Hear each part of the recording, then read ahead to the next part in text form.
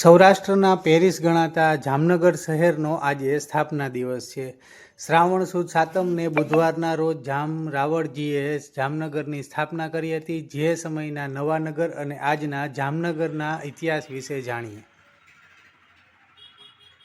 નૂતન નગર, નવાનગર, નવું નગર, જામનું નગર આ લાંબી મંજિલને 485 વર્ષ પૂરા કરી અને શ્રાવણ સુદ સાતમના દિવસે એ 486ના વર્ષમાં પ્રવેશ કરે છે. જામ રાવળજીએ આ નગરની સ્થાપના કરી.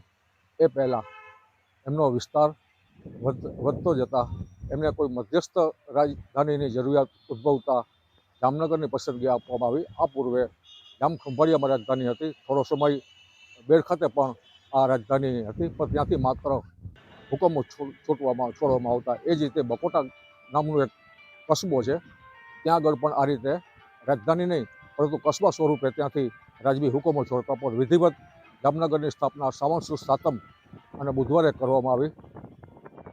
રાજમહેલની બાજુમાં જ દિલાવર સાયકલ સ્ટોર ખાતે આવેલી સ્થળે એ ખાંભીનું પૂજન થાય છે અને આ રીતે જામનગરના સ્થાપના દિવસની ઉજવણી કરવામાં આવે છે. કુલ 22 રાજવીઓએ જામનગરમાં રાજ કરેલું છે. સ્થાપત્યો, શિલ્પો, છોટી કાશી તરીકે અસંખ્ય મંદિરો હોવાને કારણે, ઉપરાંત એકથી વધુ ધર્મોની ગાદી હોવાને કારણે પણ ધાર્મિક નગરીનું એક કેન્દ્ર બિંદુ માનવામાં આવે છે.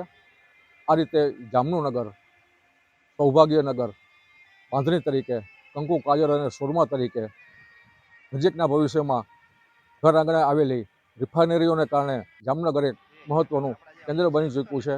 એ ઉપરાંત આઝાદીના પ્રારંભિક વર્ષોમાં જ્યારે ઉજવણી થતી ત્યારે શિલ્પોમાં ખાસ કરીને ભારત માતાના શિલ્પો ઉપર મારું ખાસ ધ્યાન ગયેલું. કિશોર પચડિયા, તસવીરકાર, જામનગર.